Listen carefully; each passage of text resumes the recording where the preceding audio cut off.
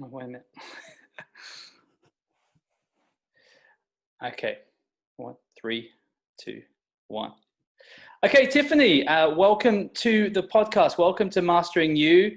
We've been trying to get this started for a few weeks now. I know you had your own things going on, and we're obviously going to find out a lot more about that. But in Melbourne at the moment, you're just in lockdown. Things are a bit crazy, but I'm really pleased to finally have you on Mastering You, sharing potentially one of the most transformational stories that we've heard so far since we've been doing these interviews. So the cool thing for me about doing these, particularly, I like to kind of do a little bit of research, but I really like to be surprised myself. So I'm as surprised as the listener when they listen to the podcast.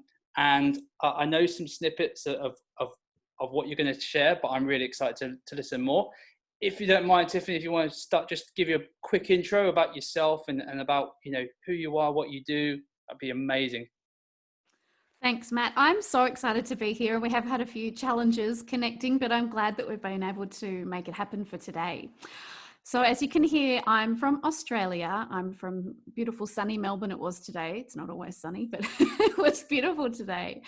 And I'm an author, a podcast host of the podcast When We Are Brave, and I'm a keynote speaker. I have a variety of books. My best-selling memoir, Brave Enough Now, is available on all platforms where you buy books. And it's my story of transformation and survival, which I'm going to talk to you about today. I'm really excited to be sharing that. But my little business is all about empowering people to be brilliantly brave as their authentic self, so that they can live their best and bravest life. Because at the end of the day, we have to be brave to be authentic. And to be authentic leads us to our purpose in life, to a place where we are living a happy life. And let's face it, living a happy life, we're put on this earth for a reason and for a purpose. And if we can be brave enough to take those steps forward to embrace that, then that's amazing and a wonderful gift to the world. That's amazing. I love that. You asked me just when we were having a quick chit chat before we started, what you've been up to in lockdown, and one of the things was I started writing some of my own book, something I've never done before, and one of the chapters is the audacity to want what you want. And just when you said I'll say that again, the audacity to want what you want. So it's just a different spin on the word courage, basically, because I think to want what you actually want, it takes a heap of courage. And like, as in the word that you use is being brave. And I 100% agree with that. I think that was probably one of the things that when we sort of first connected, sort of struck me to you, because it was that concept. I'm really looking forward to finding out more about the backstory behind that, but I feel that is something that maybe many people aren't even aware of. Are you wanting what you want, or are you being distracted by the noise or the environment or what's going on around us, and you're actually not being, like you say, authentic to yourself about, well, what do I actually want? What is it? Are we on the same kind of wavelength there? Totally, 100%. And it takes, like you say, it takes incredible courage to face that. And often we feel that we have to do certain things in a certain way because of our circumstances, but that's not always the case. We always, always, always have a choice. And it's just getting that bravery and belief in your inner being and your inner self to take those steps forward in your life. Yeah, I love that. So let's, if we don't mind, let's backtrack and how did this all come about, Tiffany? So I start my story when I was about 17. Interestingly, I have been writing my sequel, and so today I'm going to start it back even further. When I was little, I was a very happy-go-lucky little girl, and I stayed a happy-go-lucky person most of my life. I remembered a time when I was sitting at lunch when I was in kindergarten, so that's the first year of primary school in Australia, and we had these really cold metal benches. Well, they were hot in summer and freezing in winter. And I used to sit on those benches every single day and eat on my own my jam sandwich. and swing my legs.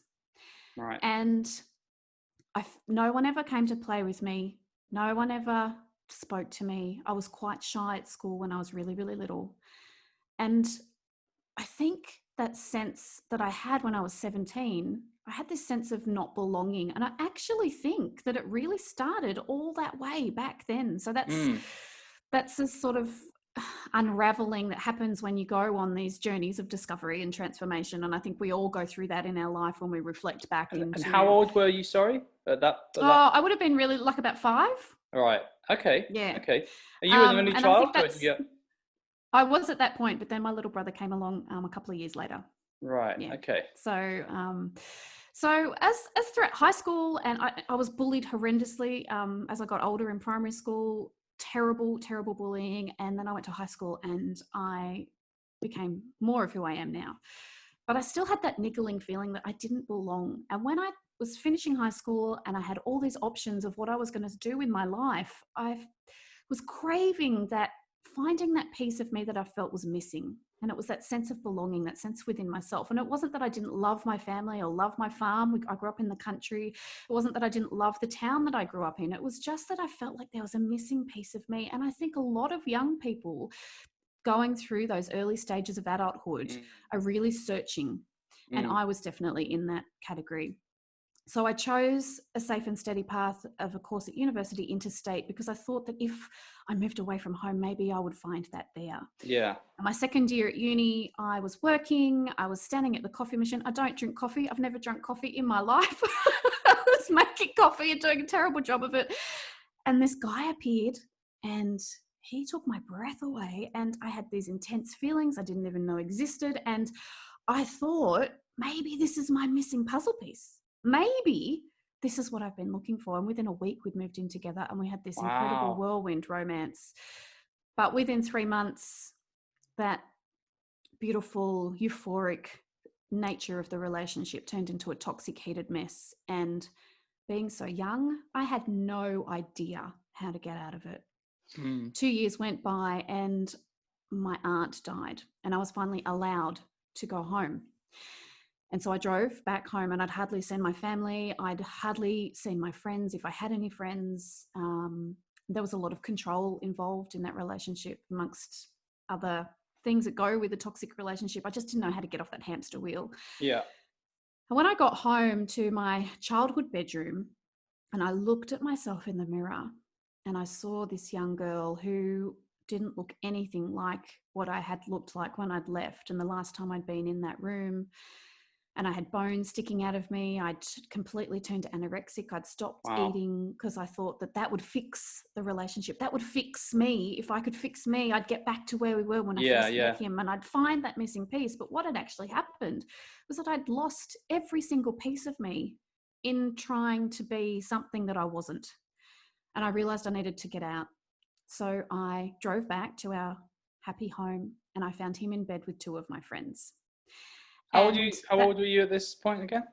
I was nearly 20. Right. Okay. Yeah.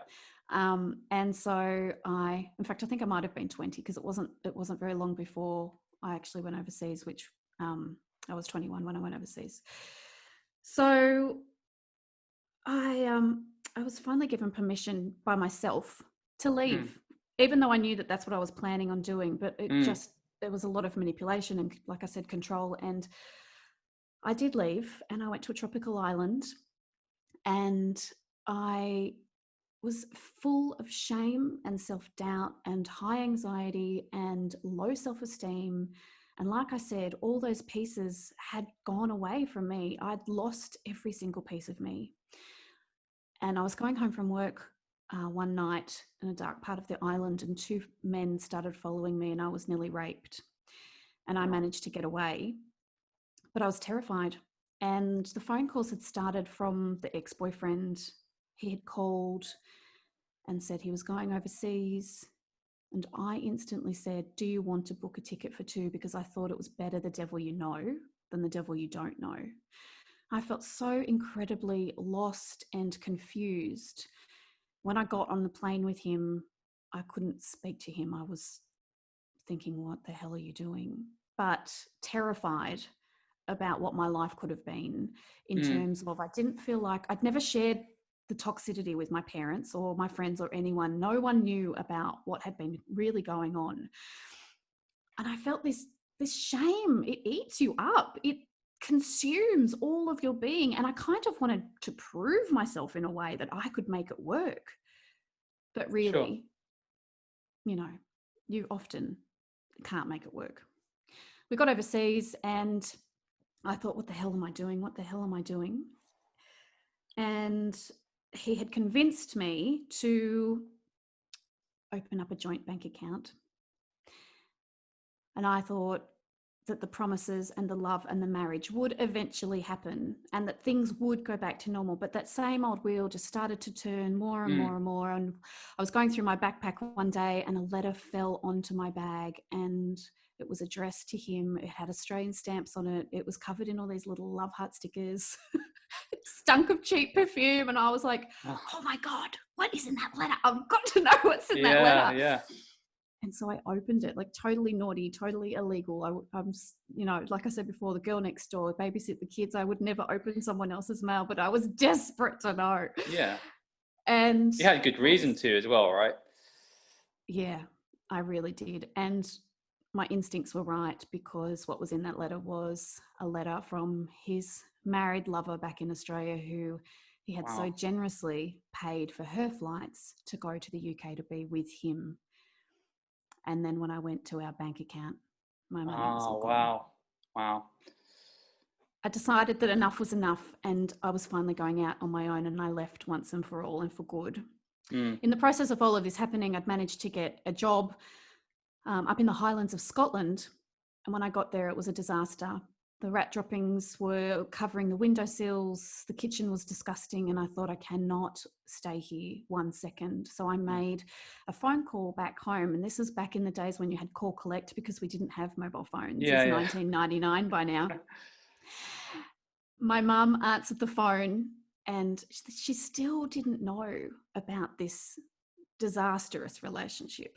I still couldn't bring myself to tell my family. I felt like I really had let them down. And my beautiful mother said to me, well, darling, you can't have gone overseas and had a terrible time. You need to go out there and live. She's very flamboyant, my mother. And so she said, go and book a Kentucky tour. Now, for those of you out there who don't know what a Kentucky tour is, it's a bus tour for young people aged between 18 to 35s, and it's kind of like speed dating around Europe. Right.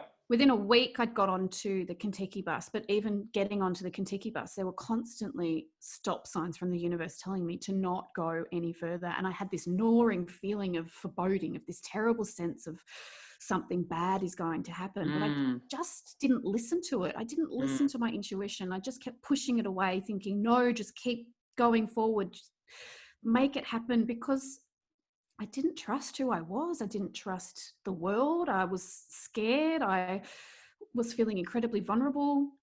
And I really just wanted to find me again. And I was lost, so lost. We got on the bus. I humiliated myself in the first 5 minutes. People were cheering and carrying on. And I thought, oh, dear Lord, like, again, what am I doing? And slowly those onion layers of myself started to peel away. And I finally started to open up. I'd made so many mistakes. I was drinking too much. I was carrying on like a ridiculous person, purely because I had all of this anxiety and this shame and this lack of self-confidence. And we were driving through Tuscany, which sounds incredibly glamorous and beautiful, and it was all of those things. I wanted to share that experience with someone so much, and I started to feel quite homesick. And I looked up over the seats of a bus, like a coach, you know, they're quite high, the seats, and everyone was asleep. And I was so sad and so alone. And this other girl looked up, and I'd never spoken to her before. And so I sort of said to her, come up here. And she sat down next to me.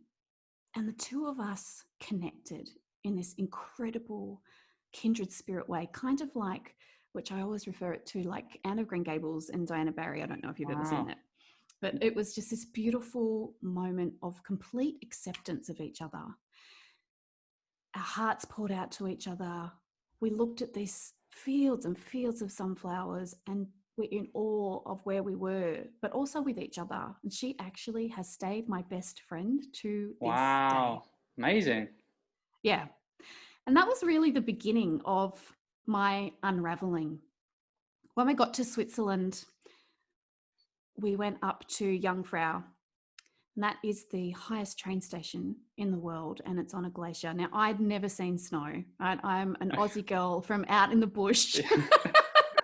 We didn't have snow. And so when I saw these mountains and I saw this old snow, it wasn't like it was fresh powder. It was the middle of summer. It was July. And I just thought, if these mountains can stand the test of time, if these mountains can withstand dinosaurs and blizzards, goodness knows what else, then maybe, just maybe, I can do this thing called life too. Maybe it's okay to have made the mistakes. Maybe it's okay to have the gifts and talents that I have and not feel bad about them or like I have to hide them. Maybe it's okay to still make more mistakes. Maybe it's okay to be me. And it was the first time I ever really felt self-love and self-acceptance. Wow. I was liberated. It was wonderful. I didn't drink anything that night. I had a wonderful time. I felt like I'd made these incredible connections. And the next day we were going canyoning, and I was ready to take life in my hands and go for it. I was pumped. I had a really, really unsettling feeling in my tummy again, and it had turned into overdrive. We're getting ready for our canyoning trip. Now, for those listeners out there who don't know what canyoning is, it's when there's water going through the side of a canyon and boulders, like a creek in the side of a mountain is what we would call it, or a stream. And it's basically at the very, very top of the mountain, there's the snow starts to melt, and sort of halfway down the mountain, there's this canyon, and then you sort of make your way down through there with your body. So there's no boats or anything like that. It's harnesses, and you might jump off a boulder and into a water hole, and then you might slide down, or use ropes or something along those lines. So you're making your own way down. Because a lot of people get it confused with canoeing. I promise you, it's not canoeing. So sounds fun though. Yeah, like super fun when there's not a flash flood. Okay, well, we'll get to that. Yeah. We were all full of adrenaline. I was so excited to be doing this adventure sport. Like it was a wild thing to do, and it was fun and exciting. And having this new sense of self, it made it even more exciting. Knowing how far I'd come was so, liberating is the best word to say. We were standing there getting ready, and we're getting our helmets and the life vests. We had full wetsuits on, full length, and little water shoes. And I was standing, listening to the guides talking to us and getting us ready and telling us, what we needed to do, like a briefing. Yeah. There was a girl standing next to me, and I didn't know this girl.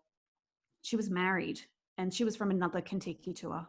And I thought to myself, as I was looking at her, that's really interesting. Why would you go on a Kentucky tour if you're married? Because it was targeted specifically at singles. But I thought, well, I hope you and your husband are having a really lovely time. And her friend said to her, she was putting a Band-Aid on, like like when you cut yourself, like a sticky plaster. We call them Band-Aids. I think you do in the UK. Yeah. So she was putting a Band-Aid over her wedding rings. And her friend said, why are you putting a Band-Aid on your wedding ring? And this girl said, well, if anything happens, I just want people to know that I was married. And I stood there looking at this girl, and I thought, does she have that same bad feeling that I have too? Wow. I never said anything though. I never said anything because I didn't know her, and I kind of thought it was all hogswash in my head. And she's actually never been found. Wow. Yeah. And I often think about that moment. Wow. And if she had that feeling that I had. But all of that I didn't know yet. I just knew that my hair was really, really fuzzy, and it was about to rain, which it is actually as well. There's clouds, and my hair's fuzzy even tonight because I've got curly hair, and it always goes really fuzzy. And this day it was so fuzzy. We got up to the canyon, and it hadn't started raining yet, but I could hear thunder in the distance. When we got out of the minivans, the guide said to us, we're not 100% sure whether or not we should go in today, but don't worry, there are plenty of exit points on the way out. Well, we trusted the guides, and they would never have taken us had they known what was going to happen. We did that first slide and it was beautiful, Matt. It was like the Garden of Eden. The water was crystal clear. It was so exquisite and pristine. The leaves were green and there was this gentle wind. And I realized that it had started spitting, and I kind of had to put my hand out to see if it was really water that was falling, because it was very misty. Mm. We got about halfway down the canyon, and by now my group that I was in was in a very narrow part, so it was maybe only a meter wide, and we were all in single file. And I noticed that the water had gone from that beautiful crystal clear water from moments before to a really murky, muddy brown, like water in a dam. And it was rising incredibly fast from my ankle to my knee within a matter of seconds. Mm. And I said to my friend standing next to me, "Why is the water rising?" And she said, "I don't know." Our guide then said to us, "We need to move quick." And so I took that next jump, and I was the only one to take that jump. And I'm normally quite tentative when I go in the water. I always have been. I love being in the water, and I'm Yeah, always same been a here. swimmer. Yeah. But, I'm kind of like a penguin. I go in and out and in and out. That's what Yeah. penguins do. And so I like to dip my toes in first. But on this jump, I didn't do that. I just crossed my arms and took a leap of faith. When I entered into the waterhole, the sound was like thunder. And it was only from the buoyancy of my life vest that I came up for air. There was another guide waiting in the waterhole for me, and he reached out his hand to grab me, and our hands slipped past each other, and I was sucked under the rapids. Wow. It was in that moment that a wall of water came down over 4 meters high, hitting all of my friends in my group. There were 3 out of the 12 of us that survived. But I didn't know any of that had happened because I was under the rapids. And I knew that I was under rapids, and I knew I'd been washed away. And in my head, I heard my father's voice say to me, "If ever you get caught in floodwaters, just relax and stay calm. Water is stronger than us all." I'd been a girl from the country. We had lots of floods. I knew weather patterns. And like I said before, I knew that it was going to rain, but I just didn't know that where that storm was actually at the very, very top of the mountain and had broken a natural dam wall that had formed over a period of time. So I surrendered my body completely and utterly. I didn't think about anything. I just focused on getting air when I could and completely let my body go limp. Wow. And so you were quite conscious of that thought that your dad had, that lesson wow. Yeah, very, very. And it was like being in a front loader washing machine. My arms and legs were going everywhere. I was banging into things. I was getting snippets of air when I could. And then eventually a giant log rammed me in the torso and pushed me up into a boulder. And that was the first time my head had actually come above the rapids and I could see what I was in. I looked to my right and I saw my friends' bodies floating over the rapids, and I knew that they were gone. I looked to my left and I could see that beautiful bank of beauty of the moss and the leaves, but it was just too far away, and I knew that I could never make it. And in that moment, it was like a series of snapshots of my life played out in front of me. Me being bullied as a little girl in the playground, me in high school feeling like I didn't belong, and then me with that boyfriend who treated me so badly. And then I saw me on the mountain with that snow. And I didn't want to die having been that girl. I didn't want to leave this earth knowing that there was more to me. And I finally accepted all of me. And I thought, if I stay here by this boulder, another log is going to come down. It was moving whole boulders. The force of this water was unbelievable. Wow. There were massive full trees that were flying past. I thought, it's going to hit me in the head or I'm going to be crushed. And I don't want to die being that girl. So I wiggled free somehow and let go. And I was washed away again. And I kept trying to come up for snippets of air when I could. And then there came a point where I thought, this is it. I have no air left. And the next mouthful I take is going to be of water and not air. And in that moment, I prayed. And I prayed to God, and I prayed to my aunt that had died that time before. And I said, please, dear God, please, Arnie, die. Don't let me die, because if I die, Mum won't cope. And I went to take a breath of air. And as I did that, I don't know whether it was an angel or God or a giant wave or whatever it was, but I sporadically burst up out of the water. My whole torso came up out of the water, and I saw what I was about to go over, which was a massive, giant, big waterfall. I'd already gone over 2 waterfalls, and these waterfalls hadn't been as big as this one. It was at least 20 meters wide. There's a photo of it on my website. And I swore in that moment, because I thought, I didn't know what I thought. I just was like, oh my God. Yeah. And I went over that waterfall, and it was kind of like a feeling of free fall flight. And when I came up for air again, I was in this tiny, tiny little alcove, and it was pristine. There were no rapids, and I could see the bank. And I tried to move my legs, but they wouldn't work. And so I made my way over in like a breaststroke maneuver, and I tried to climb out, but my hands kept slipping through the grass. And then eventually a pair of feet arrived, because my head was only just barely bobbing above the water because of my life vest. Otherwise I would have sunk. I was so exhausted.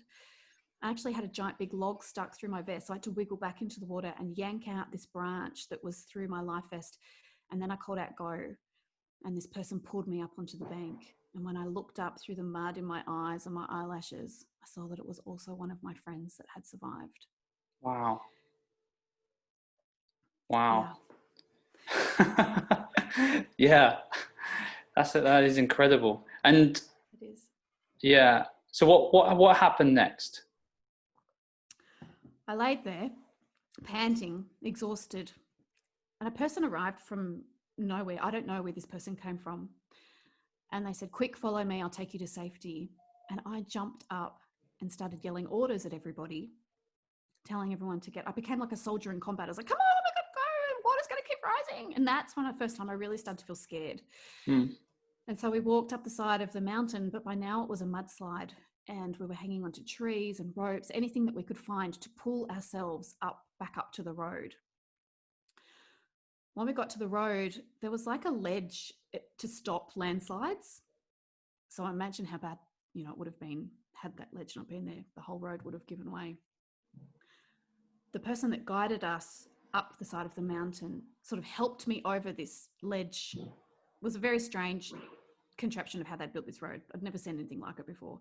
And as he sort of pulled me up over, he looked at me and he said, oh my God, you're the one I couldn't hold on to. And it was the guide that was in the waterhole that tried to grab my hand.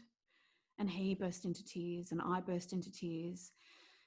And then we said, let's keep going. And then I became like a soldier again, and I walked back down the road, and we came to what was the scene of a rescue attempt, but I knew that they were already too late, having already seen everyone.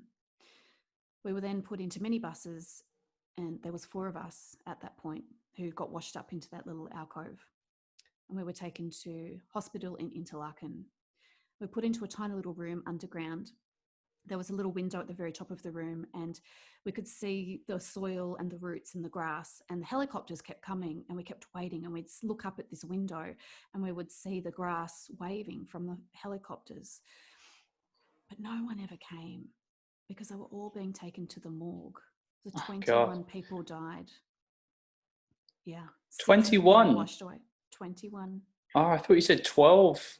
So no, there were 12 people in my group. So there were 4 groups. There was a group in front of me. There was my group. There was a 3rd group, and there was a 4th group. And this was just purely because it was a complete freak storm that wasn't predicted.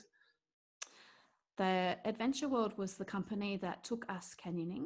They had been warned that there would be a flash flood, and they did not listen to the warnings. They were charged with negligible manslaughter and were found guilty. Wow. Yeah. So in all so many questions going on in my head right now. I know. I'll tell you about my injuries, and I was going to say, I'm guessing the survivors had many kind of injuries to contend with. One person had a broken leg that was immediately sent off to surgery. Most people were okay. My injuries actually were not diagnosed until some time after I came home. So I also had a broken leg. My tibia was split in half from my ankle to my knee. I had 4 broken ribs. The particles of ribs were dislodged, moved around in my chest. My pancreas got damaged, so I'm now type 1 diabetic on an insulin pump. I had a dislocated jaw, which I've since had surgery on. I had soft tissue damage to both of my legs, which have caused a lot of vascular trouble. And of course, I had all of the mental health issues, post-traumatic stress disorder and survivor's guilt for a very, very long time. And the fact that I had those injuries and they weren't picked up for such a long time was significant as well. Yeah. So How the long? Swiss canyoning, Yeah. sorry. No, go for it. I don't want The to. Swiss canyoning disaster was the largest number of Australian deaths on foreign soil outside of war times. And our Governor General, who is Sir William Dean, that was the Governor General at the time, he came to Switzerland. He smuggled in wattle, which is our national flower. I've got some here. That's wattle. It's this lovely yellow flower. He smuggled that in. How naughty! And so there were 14 sprigs of wattle were thrown into the Saxon Park Gorge to commemorate those Australians that died. Wow. There's a memorial site right next to the canyon. This is amazing. It is maintained every month by volunteers for the last 21 years. Wow. They go up there, they sweep it, they take care of it, they make sure that there's no mold or nothing, it's not graffitied or anything like that. There's flags there of all the countries from the people that perished that day. So there were people from England, from Switzerland, from New Zealand, Australia, and South Africa.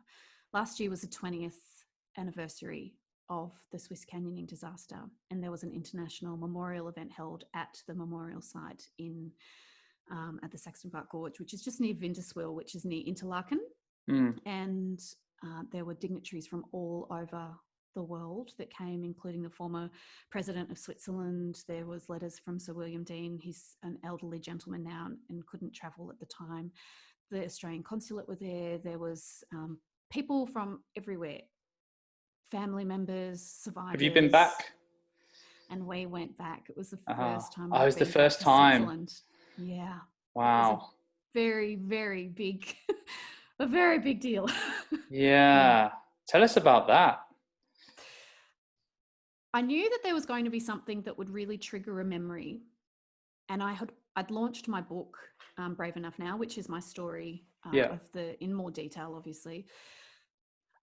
And so I had a lot of stuff going on around the book. I'd done a lot of TV interviews and there was a lot of media around, because the Swiss canyoning disaster was, at the time, it was like as big as 9/11. It was as big as the Bali bombings or the Thai boys in the cave. There were media everywhere. There was over 200 journalists that were surrounding our chalet when all of this happened. When I got home, I was taken into the airport by the Secret Service, and we had TV crews and helicopters hovering over our farm. We lived out in the middle of nowhere, so it was incredibly intense media, huge big coverage because of the significance of it, and it actually changed the relationship between Switzerland and Australia, which is amazing.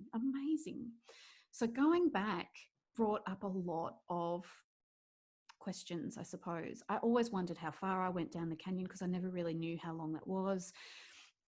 And I did feel slightly anxious, but I knew that there was always going to be a time when I needed to go back, and I knew that the time was then. And I got on the plane. A closure, I guess. Yeah, and I feel incredibly privileged to have had that experience, because I think a lot of people go through a massive trauma, but they don't get to have this last bit of healing that I got to have. I was on the plane and my son said to me, Mummy, look out the window, look at the mountains, they're so amazing. And I looked out the window at the mountains and I had an incredibly enormous panic attack and just couldn't move, was stuck on the spot, couldn't stop crying. I became hysterical. And I didn't realize that I was going to have that sort of reaction. It really took me by surprise. And the smell of Switzerland when I got there, and it was little things, and it was the leaf litter that actually brought back most of the memories. I was covered in debris. I was blowing out debris out of my nose for months, and I've still got bits of Switzerland stuck in the cut that they never stitched up. Wow. And the hospital didn't know what to do at the time. They were just inundated, and care wasn't, I don't think, at what level it would be now. And remember, it's 21 years ago too, so it was a while ago, and they didn't probably have the same procedures and things that they would have in place in today's world.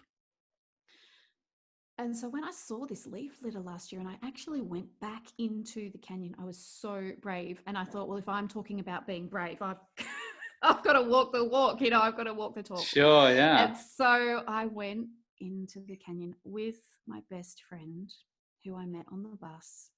She was a lifesaver in my recovery. And we always said we would go back together. She actually lost her cousin in the tragedy. God. And I wanted to touch the water. I felt like I needed to finally make peace with it in some way. And I saw that water rushing and I thought, oh, dear Lord, like I can't believe I'm actually here. And that was my biggest fear.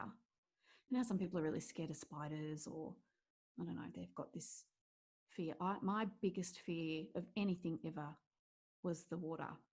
Did you have an Absolutely issue with terrified. water like after that for a long time, or like No, it just the was just water the in water general? there. Just the No, it was water just there. that water. Yeah. It was just the Yeah. Yeah, water well that in makes that sense. That stream. makes sense. Yeah. Yeah. So, I'm fine to go for a swim in a river. I live Yeah. at the beach. I swim all the time, but it was that water and the sound Yeah. of it. Oh, so forceful. And we climbed our way across this little bridge that was new. There was a lot of things that had changed. Obviously, it doesn't look the same anymore because they've had more floods and there's more boulders that have moved, and that's just the way that nature goes. And I'm walking across this bridge yelling out at the top of my lungs, I am safe, I am safe, I am safe, I am safe. So that was one of the tools I learned in my Right. PTSD recovery. Right. And then we climbed down this ladder and we sat on this little boulder, and it was really, really wet. And to try and get down to touch the water was a very long way down and very, very difficult. And I didn't actually know if we'd be able to get out if we'd got down there. And so I said to Cassandra, my friend, I'm sitting here and it's wet. I think I'm touching the water. This is the same water. It's just not running over me. Is that okay? She said, you know what? I think it's okay. And I was like, okay. I'm just going to sit here for a minute. And it was very peaceful and it was healing. And it was this beautiful moment of acceptance of what had happened. And I felt like all of their souls had gone to this beautiful place and that it was okay. Everything was okay and everything was going to be okay. And one of the tools I used a lot during my recovery, particularly with the survivor's guilt, that was very, very difficult. PTSD is very difficult, but I think I did a lot more work initially with the PTSD than the survivor's guilt. And that's taken me many, many, many years to really work through, because you feel very guilty for being alive when all of those people died. And so I felt like I had to live this big life, this amazing life. I had to do everything enormous and really big and big. Everything had to be big. I had to, do my best at everything. It just puts so much pressure on you constantly. But what And it was the survivor's guilt that kind of like was part of the driver for that. Yeah, like I had to make up for the fact that they died and I'd stayed alive. So therefore I have to have an amazing wedding because they didn't get to get married, or if they were married, like for those who they never got to do that. And so I had to, be the best mother I could be because I never got to be a mother. And I had to, be the best at, putting every ounce of effort I had into every single thing in every aspect of my life. Like it probably was unhealthy. I didn't see it as an unhealthy way, but I definitely was my worst enemy at putting pressure on myself and having these expectations of what I needed to fulfill in my life.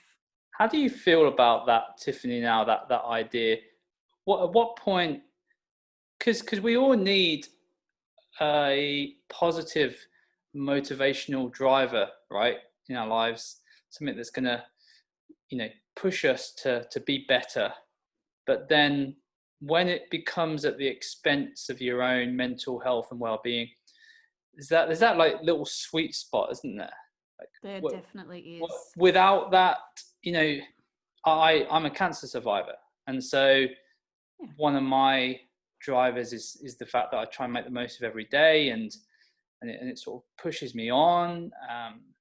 But I equally kind of think, well, I do sometimes wonder, well, where would I be if had the cancer not have happened? Would I be as ambitious as I am? Would I be, and you kind of, yeah, there's this whole yin and yang thing between, do we need the darkness to get to the light, or can we just, how can we, do you see what I'm saying? I totally agree with you. And I think that there is definitely that sweet spot. And one of the things that I used was to be grateful and that acceptance, and acceptance that the same as when I was on that mountain, acceptance that it's okay to be me. It's okay to make mistakes. We're all human. It's okay to have the joy and the wonder and the bliss and the blessings and the abundance. But I also learnt that, I had this great sense of purpose, or have a great sense of purpose now. And I have had that great sense of purpose since I started writing my book.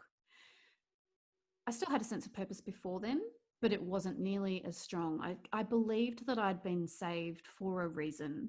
I just didn't know what that reason was. So I was searching for what that was. And when I first came back, I started writing my book and I was like, this is too hard. This is too raw. I'm not doing this. And I just, shut it down.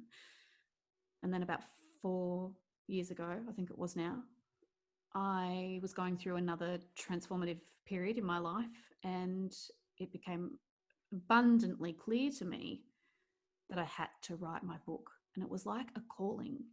And it was incredibly cathartic. And I'm sure you'll find the same thing when you write your book, because I finally realized that I didn't need to live this big life. I didn't need to live this huge, big pressure life. What I actually needed to do was live my life for me. Because when I did that, when I was my authentic self, which comes back to my message, is that I can then help others. I can serve others. I can fill the world with magic and wonder from taking care of me and accepting all of me. And so that's where my whole Has that been the theme then for many brave. years? Is the authenticity that seems to be It's one of the through lines? Yeah, it's definitely become more apparent, because you can't, I believe in our life, you can't live an amazing, wonderful, normal, everyday, brilliant life unless you're authentic. Because if you're living a lie within yourself, what do you have? Yeah. What do you have? So a couple of things. So, well, firstly, I'm surprised I haven't, but I haven't heard the term survivor's guilt before. I suppose it's because I haven't met so many people with the story that have, it's quite a rarity, right? Thankfully. Yeah, there's not so many people you hear that have got washed away in a flash flood. And I just would like to say, I actually learned this year, quite recently in the last few months, that I went over the 3 waterfalls, which I talked about, but I also went over a kilometre. And I've since had contact with a person who knew the canyon incredibly well and who had been a guide, not for Adventure World, but for another company. And he said my chance of survival would have been 0.0001% with how far I went. Yeah. Did you find out roughly how far it was? I mean, yeah, we said it was over a kilometre. Wow. Yeah, it's a long way to be washed away underwater. Yeah. So, and so interestingly, you said that the survivor's guilt was in some ways harder to deal with than the PTSD. Why was that? Probably because like I said, I think because I didn't get the treatment that I needed at the time. I got a lot of treatment with a huge hospital in Sydney that specialises in post-traumatic stress disorder. And it had very clear signs. There were physical signs that I was suffering from that. I was having terrible nightmares and flashbacks, and I couldn't focus. I couldn't function. I was not in a good way. When I got on the plane in London to come back home, I thought that it would have been easier to die than to go through what I was going through. And how could I have been left? And how could I possibly think that when I'd been given this gift of life? So I think that because I'd had intense therapy for months and months on end on the PTSD, and some of that survivor's guilt goes into that as well. but not to the same level. And then I did a lot of other healing work and Yeah, things I was going to around say, at what all of point did that. you start? I'm guessing, I'm just guessing, but I imagine once you came out of this, there was a point where you started a journey of sort of personal development, personal growth, and understanding what had happened, and you know, all of that. Or Yeah. were you quite into were you quite into sort of personal development before this, or? Such a good question, Matt. I have to think about that for a second. Look, I definitely was trying to find who I was before the accident. That is abundantly clear. And I knew that the life that I was living was anything but my truth. And when I came home, I was in such a terrible way, physically, emotionally, spiritually, mentally. It took probably about 12 months for me to start to Yeah. get back on track. And it wasn't long after that that I met my now husband, an incredible savior and a rock, as has my best friend Cassandra. And I did all that therapy. I did lots of therapy, and I did lots of pain. It was a really wonderful tool that I used to help. And I journaled all my life, and I'd stopped when things had got messy, but I'd started again. And that was one of the tools that the Westmead Hospital at the PTSD clinic had Mm, suggested that I do. And a lot of that writing led up to the book as well.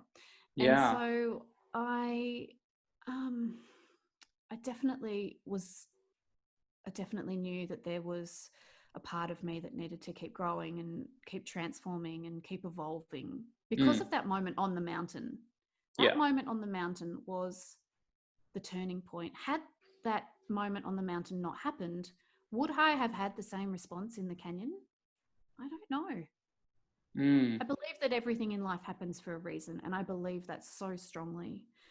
Sometimes we just don't know what that reason is. A bit like when we try to find our purpose. We know that there's a reason for us to be on this planet, but what is it? And how do I find it? So after the accident, I very much was looking for that purpose yeah. because I just believed that I'd had to be left here for some reason. What reason could it possibly be? I have no idea, but I have to do it. Yeah. That's a that's an interesting point, right? Because I think you can only find that purpose, or if you're looking.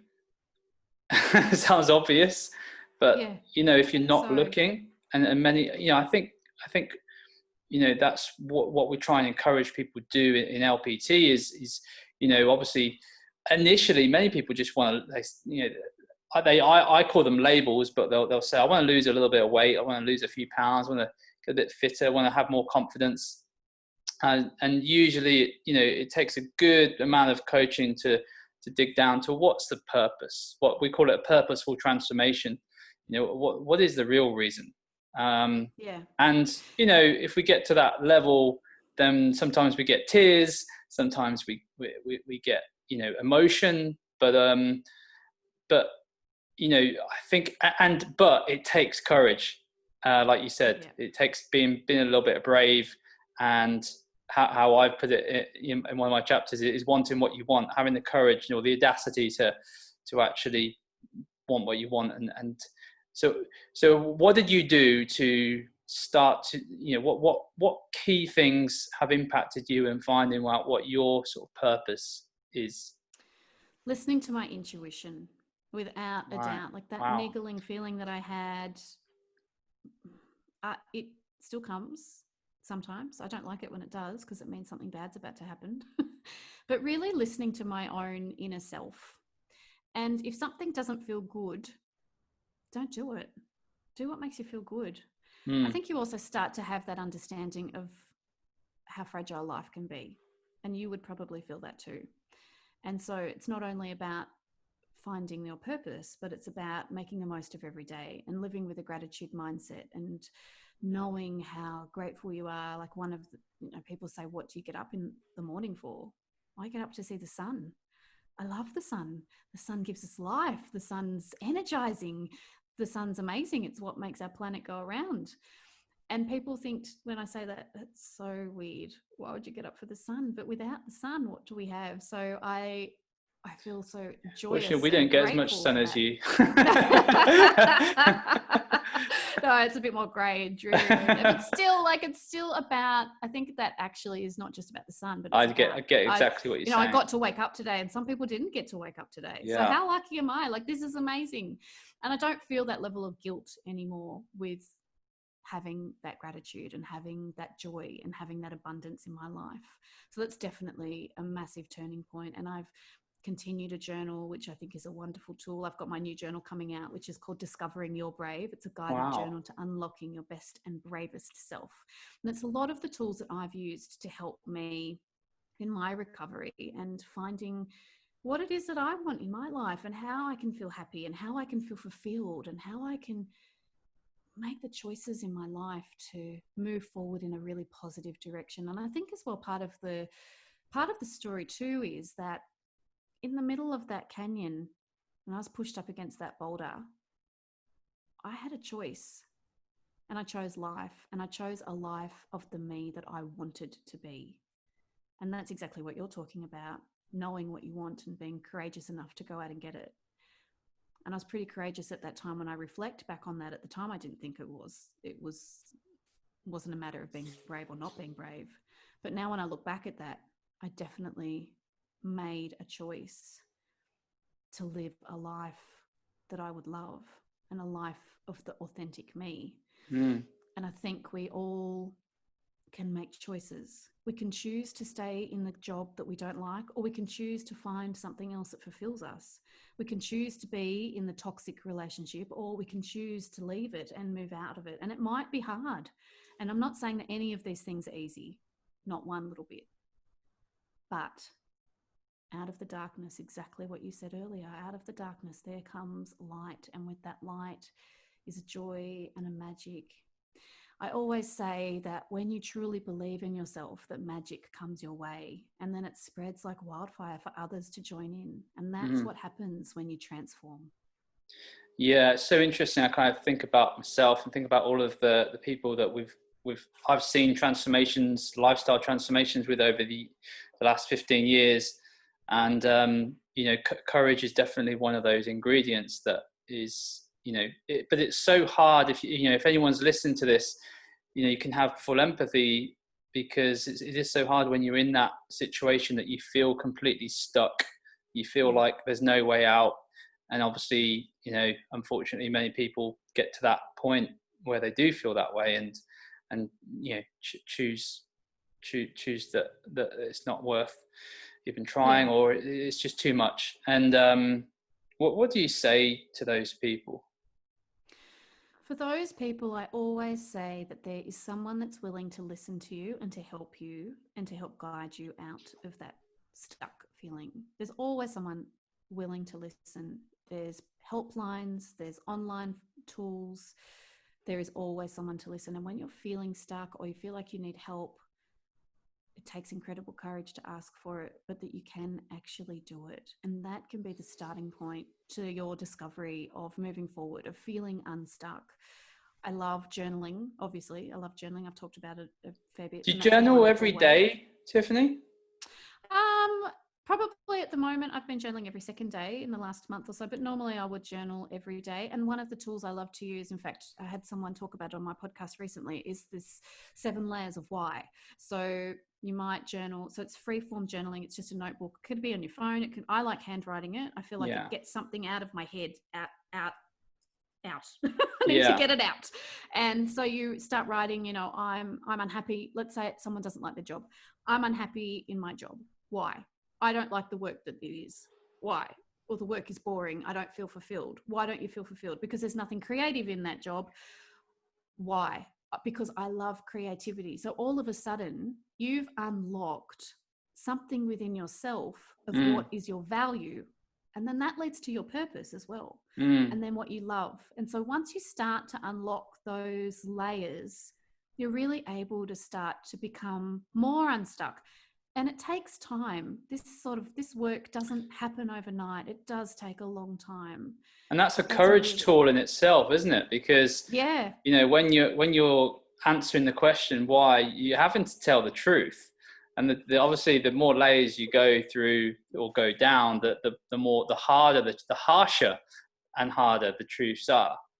Yeah, definitely. And some people don't like that. And Yeah. sometimes it can be really confronting, like when you read it back and you go, Mm.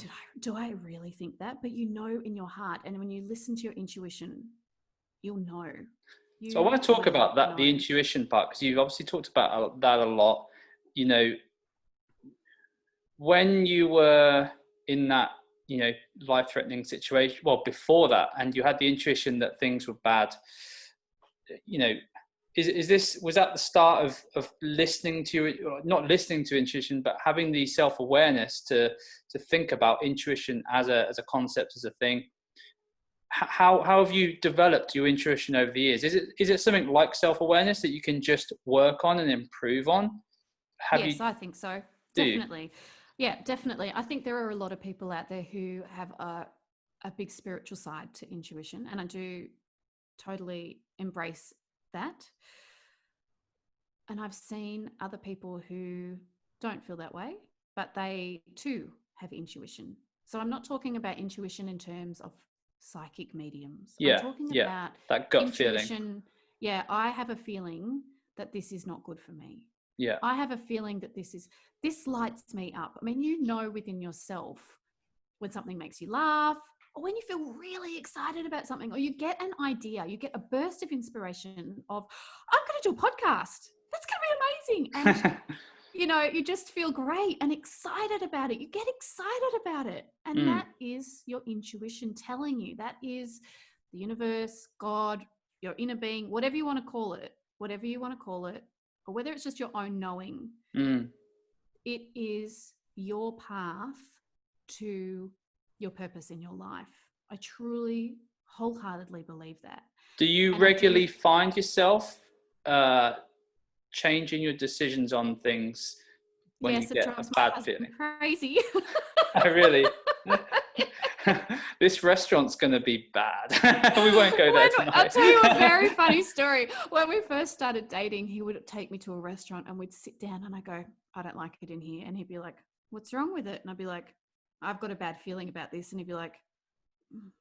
And then I'd be like, come on. And we would have already sat down and got menus and everything. I'd be like, no, come on, we're leaving. And he'd be like, oh, like dying, so embarrassed. And then we'd go to the next restaurant and I'd be like, yes, I'm very happy here. This is very good.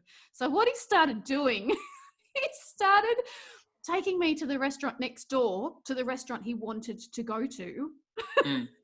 So that we'd actually get to stay at the restaurant that he wanted to go to. Brilliant. But yes, I am a nightmare. And so I say to him often, oh, I don't have a good feeling about this. But he's learned and he's seen it and he's witnessed it. That when I have a bad feeling, something bad happens, generally speaking. It's like a knowing. I'll give you another example. A few years ago, my mother got breast cancer and she's fine. She's okay now. And the day before she rang to tell me, she knew the day before, but she didn't ring me on the day she found out. And I had this gut-wrenching feeling that something bad was going to happen, almost debilitating. I actually don't think that I'd ever had an experience like that, except for on the day of the canyoning disaster, where I felt so bad that something bad was going to happen. Like this knowing of, it's like a storm brewing. You can't quite describe what it is, but it sits in my gut. You know how they talk about your gut feeling or mother's intuition or mother's sixth sense? Something's not right. And I just knew that something wasn't right. And then and almost to the point where I felt like I was going to collapse. I didn't collapse at all, but I just felt not good. And I couldn't put my finger on what that feeling was. I had had a fine day. Nothing bad had happened. There was nothing on social media or the news or anything like that that would have indicated that there was something. And then the next day she rang and she told me that she had breast cancer. And instantly then the feeling went away because I knew what that was. So it's this sense of knowing. And I get the same thing with an excited feeling or something good's about to come. And I just listen to that constantly, guiding me to do what I need to do in my life. And as much as it does drive my husband crazy, it generally hasn't steered me wrong, touch wood. And the more you tune into it, the more you listen to it, the stronger it becomes. How And do I you think describe it? Like, what when it comes on, are you what are you thinking about? Does it just hit you, or do you have to go into yourself and just kind of feel, feel it? both. So I meditate every day. That's one thing I always do without skipping a beat. I always meditate every single day. And when you're in that meditative state, it's almost similar to when I was in the canyon. It's that sense of just surrendering and letting go. And Yeah. I've meditated since I was 18. So, Wow. yeah, so that's been something that I've done for a long time. And also a lot of people who do yoga and stuff like that are very, into all of that sort of stuff. So there's definitely a component when I'm in that zone of a feeling or a sense of knowing or some form of Do guidance you within think itself. that improves your level of intuition, the fact that you I really meditate every do. day? I really do believe that. I think that quiet time Yeah. to just breathe and I focus on something. So whether it's music or I focus on, the lights buzzing, or I might do a guided meditation, but I don't just, because your mind wanders and we're all scattered, and I'm not in that sort of state of mind all the day. I'm only in Yeah. it for 15 minutes of the day, but it definitely calms you down, calms your nervous system. There's so much science around Oh, reducing yeah. stress with meditation. Yeah. And so I think that once you get into that state of quiet, you are able to feel things more. So not only when there's that meditation sense of knowing, but there's also other times when a sense of knowing will come over you and you don't know that it's coming. So for example, you might be looking left and you're holding onto your child's hand and you don't see them, but they're about to step onto the road and get run over, and you instantly grab them before anything's happened. That's your intuition. That's Yeah. your knowing. That's your Yeah. understanding. It's just your awareness, and it's an awareness of self and awareness, I think, of your surroundings. But that's also comes, I think, to another great tool to help with that is to be in the present moment. And Mm. that comes as well from that idea of being grateful and, Having those mental appreciation. tools, and do you feel like that has that helped you in during the stressful, because obviously in Melbourne right now you're back in a lockdown, life's been pretty stressful for everyone around the world for the last 5-6 months. The people that I've been talking to who practice these types of like mindset strategies, if you want to call them, or spiritual, have found that it seems that they've found coping mechanisms, or using them as coping mechanisms are really helpful. And how have you been Yeah, maximizing them through this super period? helpful, super helpful. So doing something that you're grateful for, I'll give you a few tips. So, because I love doing this, I love sharing tips because I think it helps everybody. And this isn't woohoo or spiritual or whatever. This is just something that Mm. everyday people can use. And I love this one. So in the morning when I wake up, before I open my eyes, before I've recognized that it's the day, I think of one thing of intention. What is my intention for the day? So this morning when I woke up, my intention for the day was I want to feel well. As we talked before, I'd not been feeling 100%. Yeah. And I want to feel well today. So that's my intention and my focus. Then before I still haven't opened my eyes, I think of 5 things I'm grateful for. So I could be grateful for the amazing sleep I just had. I could be grateful for the bed I'm in. I could be grateful that I'm warm, or I could be grateful that my children are home and safe. And a lot of my gratitude has been, I'm so grateful for my home and my family during COVID. I also find gratitude throughout the day. So there's your intention for the Are day, and you there's are your 5 you things to are be you? grateful for. Yeah, I like that. I like that. And are you like thinking it, or are you like saying it in your head? I'm saying it to myself in my head, and Yeah. sometimes I'll get up and I think, oh, what was my intention? I don't remember what I Okay. but then there's other days when I'm incredibly clear and I'm incredibly focused, and I will constantly go back to that in my mind throughout the Yeah. day. This was my intention for the day. And that's also part of living your purpose and living in the present and finding that gratitude. So it's embodying the mindset tools throughout the day. And that takes a long time to be able to practice that. But when you do get into the space of that, times like COVID you've got those tools in your toolkit to help you move through each day in a more positive way. So I have found COVID an amazing time to do a lot of self-discovery work. There's been a lot of journaling. I've done more writing. I have created more things. I've let my creativity run wild. My podcast is doing really well. So like I've taken the opportunity to really make the most of this situation. And I think when you come to that time of life or death, you do try and do that. And I've done it in a positive way, not that pressuring way of, Yeah. you know, I've got to have this big life. It's not been like that at all. It's been more in flow. It's And an that's been very, inspired yeah, like life. an Yeah. inspired, yeah, because I'm listening to my intuition and I'm just going with the flow and things are falling into place and doing things in a really safe way. That's really important to say that too. And also acknowledging when you don't feel great. Everyone has days when they don't feel great. Yeah.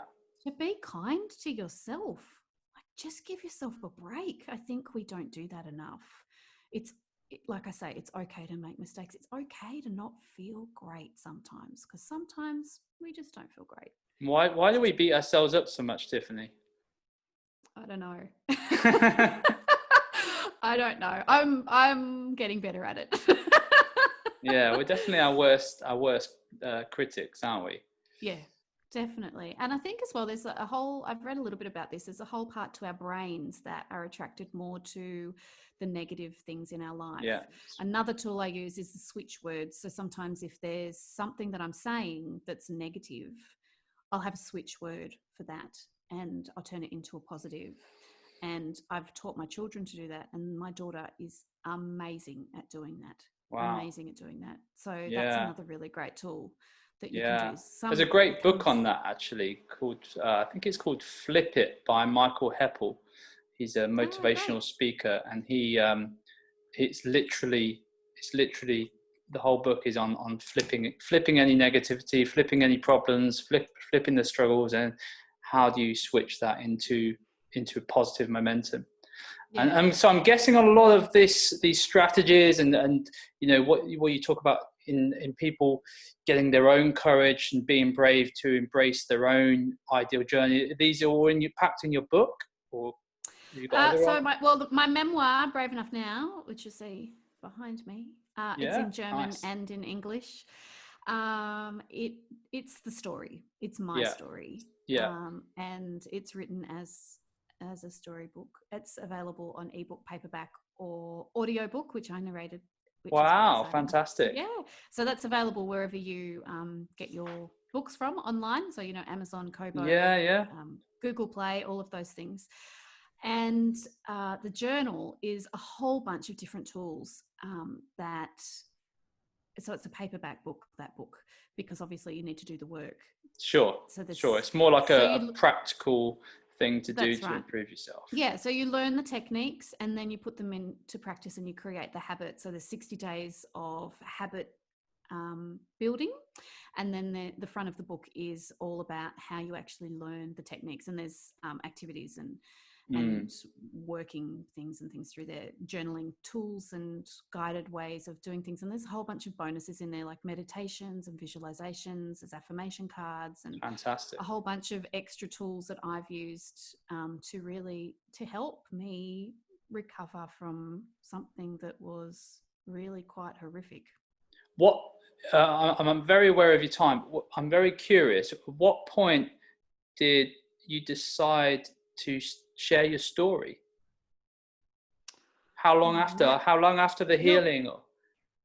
You're bringing out all the great questions. Thank you.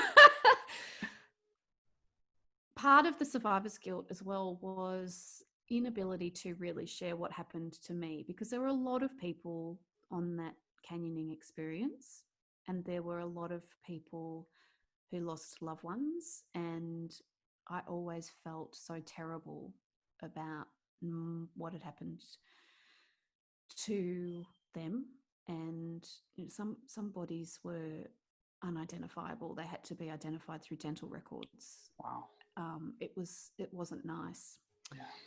And I wanted to always be really respectful and honor my friends who perished. In fact, my book's dedicated to my friends that died.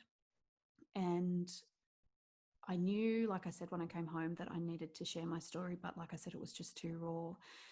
And then a few years ago, when I decided that I was going to write my book, I actually went and spoke to some families that I've stayed in contact with. And I said, I'm thinking about doing this. Mm. And they said, you need to tell your story. You need to tell your story.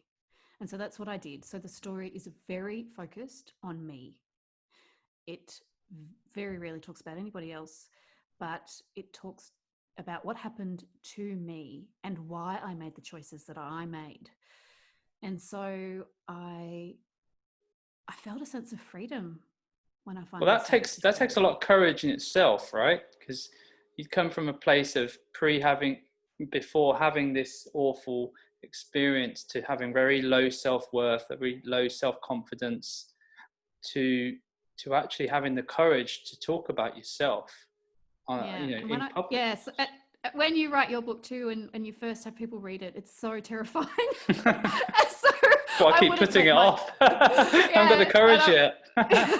you'll get there. You'll get there. It takes time. Be gentle with yourself. And I wouldn't let my parents read the book. And I'd actually never told them what had happened up until they Wow. read the book, because I just didn't have the words, I don't Mm. think, to really be able to express just how horrific it really was. I didn't Mm. want to upset them more. Like constant people pleasing Did you had have got me them to in that now. mind when you were writing it? Yes, I did. And I had, there's a moment in the book when I'm in hospital and I have to call my dad. And the canyoning part of the book is actually only a very short bit at the very end, because it's all about the lead up and about my journey Sure. and um, all of that makes for what happened in the canyon even more profound and Mm. confronting and moving. And I had to ring my dad, and I'm sitting in front of my fireplace and I'm typing away, and I'm living this experience of ringing home, being told by the nurses that we've got 3 minutes to make a phone call. And I ring home and my dad answers the phone, and he says, it's 2 o'clock in the morning in Australia, and he says, "Hello, Possum, what's happened?" And the nurses had said to us, it's going to be all over the news. You need to call your families. They're going to be worried that you've died. You need to let them know that you're alive. Mm. And I said to my dad, what do you mean? Do you already know? Is it already on TV? And he said, no. He said, "Possum, it's 2 o'clock in the morning." He still calls me Possum. It's 2 o'clock in the morning. Something must have happened for you to be calling. And I said to my dad, "They're all dead. I'm alive." And as I was writing these words, the tears just poured out of me. God, And yeah, can imagine. I said to him, "I'm in hospital in Switzerland." And then I had to go. And so all my parents knew was that their daughter was alive. There'd been some sort of accident. It was going to be on the news in the morning. And she's in hospital somewhere in Switzerland. As a parent now, I was beside myself with the Yeah, thought of what I did to yeah. them. And so there was lots of moments like that I thought that I'd been okay with. And then actually, Mm. when you do start putting things onto paper, which is why journaling is such an amazing tool, you Mm. really start to unlock and uncover and unravel all of these things that are within us, where like onions, those layers just keep coming away and away and away. Yeah, yeah. Well, I think that's an amazing way to end. I think it's definitely. I love journaling. It's something that I do sporadically when I feel like I need to. I feel like I do have a good intuition to when I need to get all of this stuff in my head on paper, just Yeah. to kind of make some sense of it. And so I would recommend everyone check out your. Is it actually out now? Is it, or is it about to It's be out in about released? 3 weeks. Oh, wow. Yeah. Well, guys, Excited. we'll put the links in the notes, and you need to check that out. But thanks so much, Tiffany, for sharing your unbelievable story. We'll definitely stay connected, and yeah, it's been fun, and this is why I love, it's an amazing world we live in now. We can share these amazing stories, from far apart, and Yeah. yeah. It's It's just super awesome. amazing. Thank you so much for having me, Matt. It's been so exciting, a really lovely conversation. Thank you. Thank you. Thank you very much. Oh, that was great.